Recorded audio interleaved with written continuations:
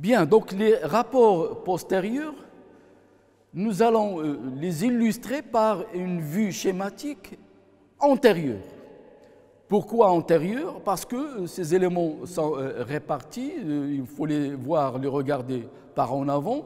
Et nous allons utiliser notre cadre duodéno-pancréatique comme étant une structure transparente. D'ailleurs, je vais utiliser les couleurs usuelles des traits, donc le blanc, comme des structures donc transparentes, et je vais me permettre de regarder ce qui passe derrière, l'agencement des structures derrière ce cadre duodéno-pancréatique. Pour cela, j'aurai besoin de mes repères habituels, c'est-à-dire le diaphragme en haut,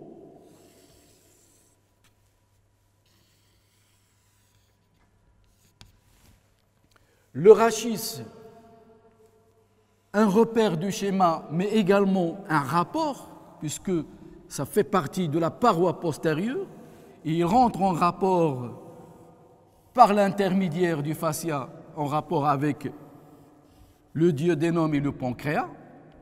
Nous allons voir comment. Donc je mettrai ici la 10e vertèbre, la 11e vertèbre thoracique, la 12e vertèbre, L1, L2, L3, L4, L5 et mon sacrum. Le sacrum, on le sait, il s'articule avec l'os coxal. Et je représente ici une partie de l'os coxal qui m'intéresse, c'est les ailes iliaques et surtout l'épine iliaque supérieure ou antéro-supérieure.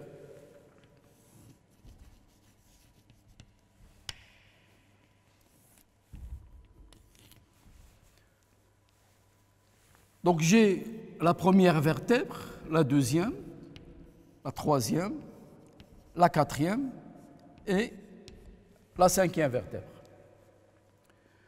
Le diaphragme, dans une vue antérieure, vous le savez qu'il a une partie qui est horizontale, vous l'avez déjà étudié au premier semestre, et la partie postérieure, il est presque verticale. Ce qui fait mon diaphragme, ici, comme si je fais une coupe, il va descendre vers le bas, c'est la partie verticale. Chose intéressante, que je vais simplifier au maximum ici, mais je vais la représenter, c'est ce qui se termine par des piliers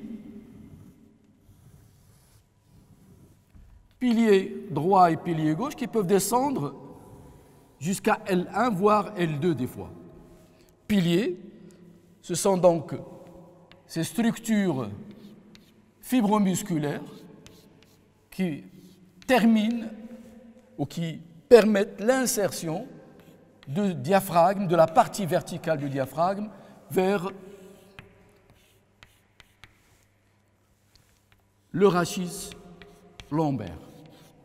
Et vous savez très bien, ces piliers, ils aménagent des pertuis pour le passage en particulier de l'aorte, qui est donc un orifice fibreux, comme ici.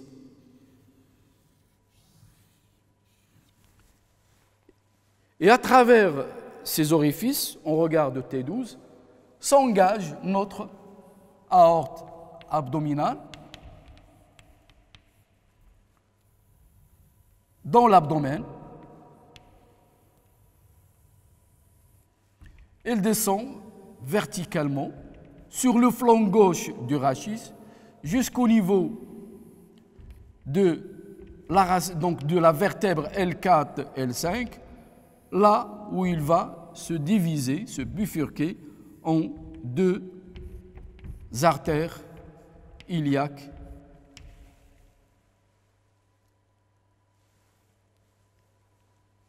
Toujours au niveau pariétal, j'ai donc comme rapport postérieur au centre sur la ligne médiane mon rachis, les piliers diaphragmatiques qui descendent, Nous l'avons déjà vu au niveau des cours de travaux pratiques. Les vertèbres sont délimitées latéralement par des apophyses, qui sont les apophyses transverses. Et à ce niveau-là, à partir de L1, nous avons une structure musculaire pariétale formée par un certain nombre de prolongements fibreux qu'on appelle les arcades et qui vont finir par, ces arcades, se prolongent par des fibres musculaires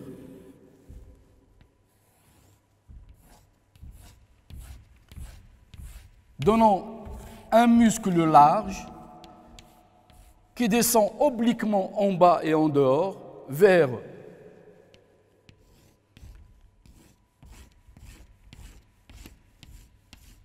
la face endopelvienne de l'os iliaque, c'est le muscle psoas iliaque.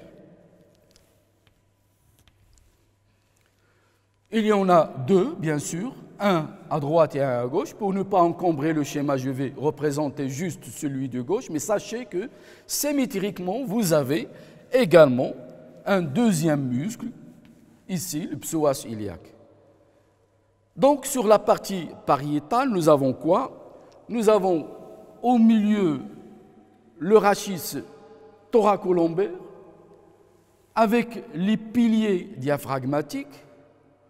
En avant du rachis, vous avez des structures vasculaires représentées essentiellement par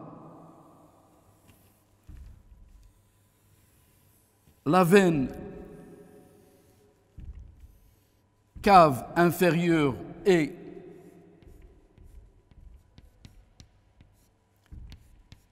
l'aorte abdominale qui sont au centre sur la ligne médiane.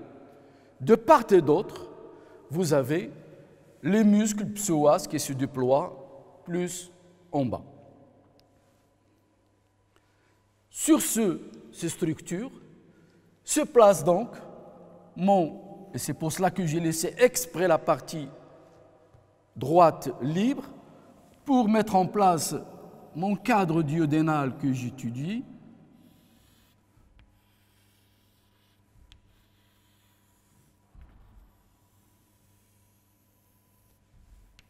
Qu'on voit ici comme une structure transparente à travers laquelle on est en train de regarder,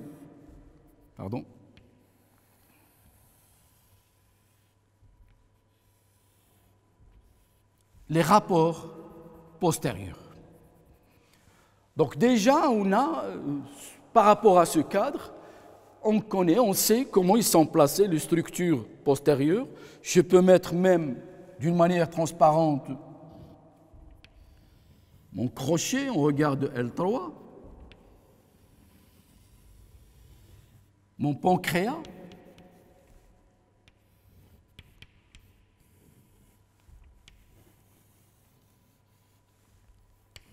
qui va se déployer transversalement et obliquement vers le haut et la gauche de la manière suivante. Et on peut déduire les rapports pariéto-postérieurs. Un autre muscle qu'on a tendance à oublier, c'est un petit muscle qui en fait relie l'angle duodéno-jejunal. Je le mets en continu parce que, comme je vous ai dit, mon cadre duodéno-pancréatique est ici, transparent, il me permet de regarder ce qu'est les structures placées en arrière. Donc, c'est un muscle triangulaire qui relie l'angle duodéno-jejunal au pilier ou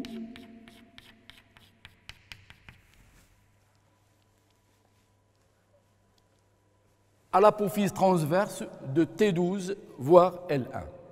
C'est un petit muscle, mais qu'on retrouve ici. C'est un repère pour les chirurgiens, pour mobiliser le duodéno-jejunal lors de la chirurgie.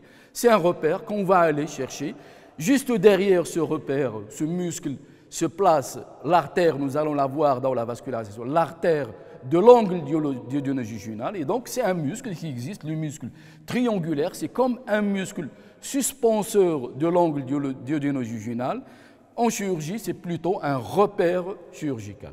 Donc, à la partie postérieure, derrière l'ensemble duodéno-pancréatique et derrière le fascia de 13, nous avons essentiellement le rachis au milieu avec les rapports L1 où se trouve le pylore juste à droite, premier duodénum qui monte jusqu'au T2, donc T12, ensuite le deuxième duodénum, et on a vu son importance comme étant un carrefour biliodigestif, le troisième duodénum L3 L4, le quatrième qui remonte jusqu'à L1 L2, l'angle duodéno-jejunal. Les structures postérieures se rachissent avec les deux vaisseaux principaux, aorte à gauche, veine cave inférieure en bas, et puis les muscles psoas qui se déploient vers la fosse endopelvienne de l'os iliaque pour se continuer, et on l'a vu, il se termine